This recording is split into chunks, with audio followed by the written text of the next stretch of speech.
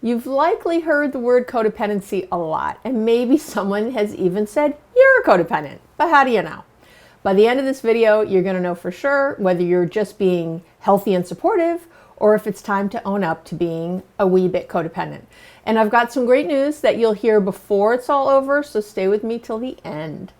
If you don't know me, I'm Dr. Abby Medcalf, and I help people think differently so they can create happiness, connection, and ease in all their relationships. And I come out with new videos every week, so make sure to hit the subscribe button so you don't miss any life-changing information. And make sure, please, to hit the like button if you're digging what you're hearing. So let's get to it. In the big picture, someone who's codependent grew up in some sort of dysfunctional family. Now, what flavor of dysfunction yours was, only you know. And there can be loud, crazy families and quiet, crazy families, so it runs the gamut. But how do you know if you're codependent? Well, there's 4 things you need to look out for. So number 1 is low self-esteem. And this shows up in a number of ways. It could be comparing yourself to others, see that a lot. Some sort of perfectionism where you just want everything to be a certain way all the time. People pleasing and not being able to say no to other people. And I will link below this to a video that I did on saying no and how to do that really well. But if you always come in second, if you are doing a lot of caretaking, helping others to the point that you give up yourself, that you come second all the time. Again, that's part of this low self-esteem. And other parts of low self-esteem for sure are having poor boundaries, being too rigid maybe on the one side, or allowing people to trample your boundaries all the time. Either side of that is a sign really that you don't feel strong enough about yourself to have fluid, clear boundaries that don't feel, again, so like you're defending them at every stance and you have to be so black and white, or that you just sort of you set a boundary, people go over it and you just allow it. I did a whole video on boundaries because it's so important, so I'll link to that below this one so you can check that out too and get clear on your boundaries. And the last way that you might be showing that you're have low self-esteem, that you're not really putting yourself in a good light, is really feeling depressed or lonely when you're alone for too long. If you notice that anytime that you're alone, it really starts to weigh on you in a whole other way, and you don't even see a difference between being alone and lonely, to you they're the same thing, then that's generally a real sign of low self-esteem. All right, number 2, the second way that you know if you're codependent, if that's what's going on, is being a control enthusiast, as my hubby likes to call me. Really, I'm a control freak. I talk about it all the time. And but really, this can really be a sign of codependency. This can be control over yourself, which can show up as that perfectionism I just mentioned. It could show up as an addiction. Addiction is a control issue, and that could be food, money, spending, drugs, alcohol, all those kinds of things. Or it could be controlling those around you in an effort to feel safe. If I always say if you're bossy, you might be codependent, because there's really this, you're trying to control everyone because it makes you feel better that everything is a certain way. And that's not really from a healthy place. So the other way is if you're complaining or trying to fix other people. If that's something that comes up a lot for you, then that's part of this sort of second way you know if you're codependent also. And let me just say this, as I go through these 4 codependent traits, I want you to comment below if you notice maybe that you're cringing when I talk about one of them and you realize how much it's you. So let me know in the comments which of these, really resonates with you. And remember, it's always helpful to others when you share what's happening for you. It gives other people some bravery too. Number 3 is if you're having trouble with your emotions. Now, this could be, it's 2 sides of the same coin, but for some people that means emotional numbness. You're that person who reacts very little to things. You probably get that feedback that, hey, they're looking for more of a reaction from you. Or maybe you notice yourself that you just sort of go blank or go numb, sort of freeze when there's tension or fighting or arguing, or just this idea that someone is mad at you. I call that the in trouble feeling. If you get that and it really upsets you and you just sort of, kind of run away from the situation, either physically or mentally, then that's trouble with these emotions. Or maybe you're someone on the other end of the spectrum who reacts to every little thing that gets said. You just might be taking other people's thoughts and feelings just way too seriously. That's really a sign of this trouble with emotions. You might believe anything another person says and get highly defensive when they say it. Like suddenly everything's a fact just because someone else said it.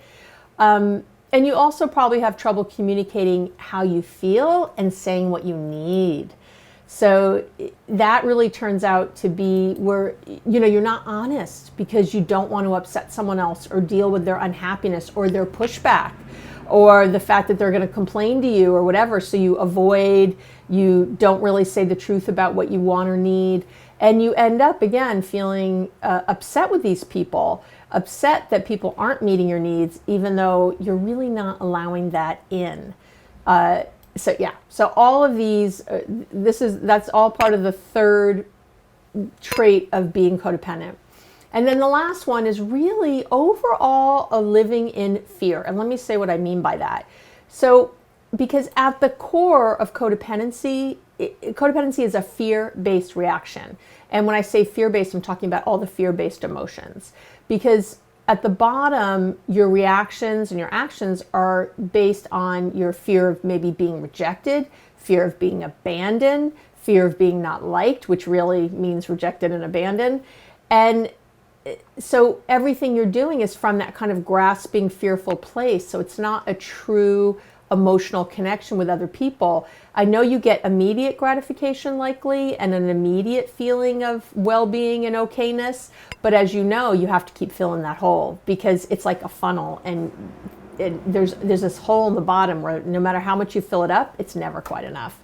So you end up being afraid of emotions, your own, other people's. There's this fear of being judged or making mistakes.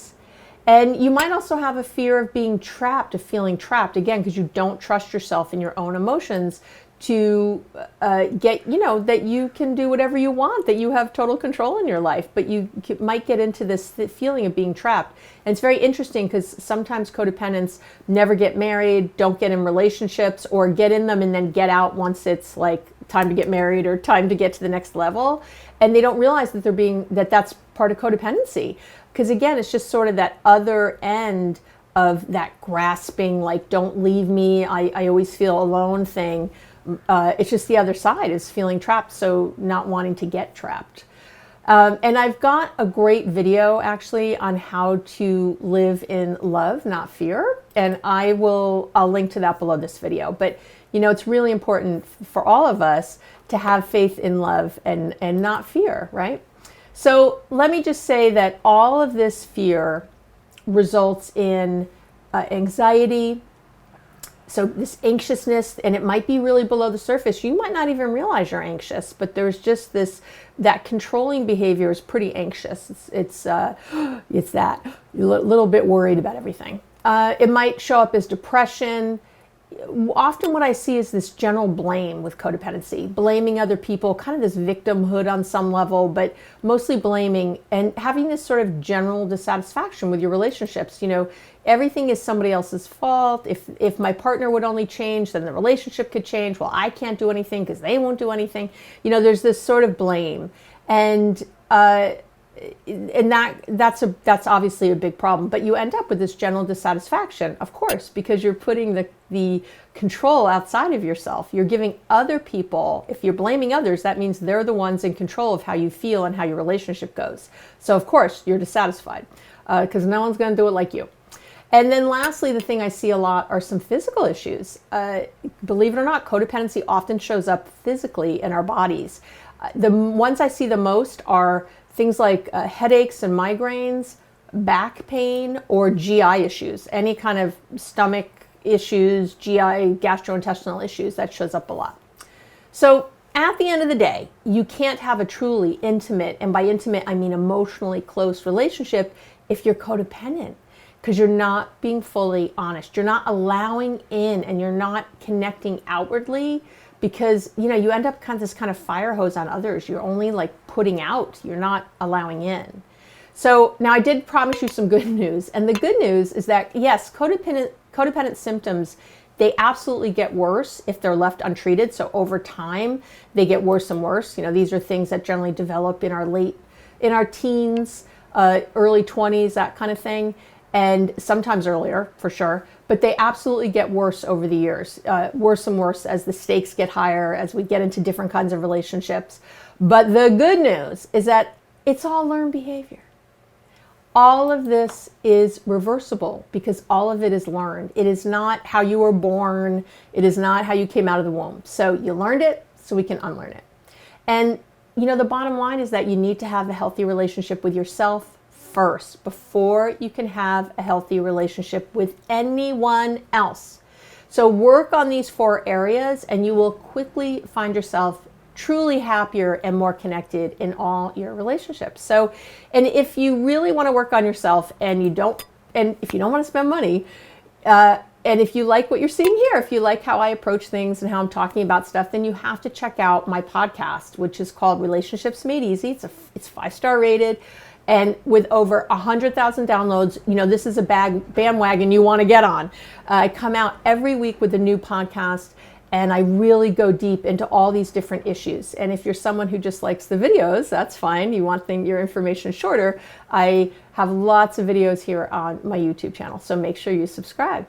I'll see you soon. Have an amazing week.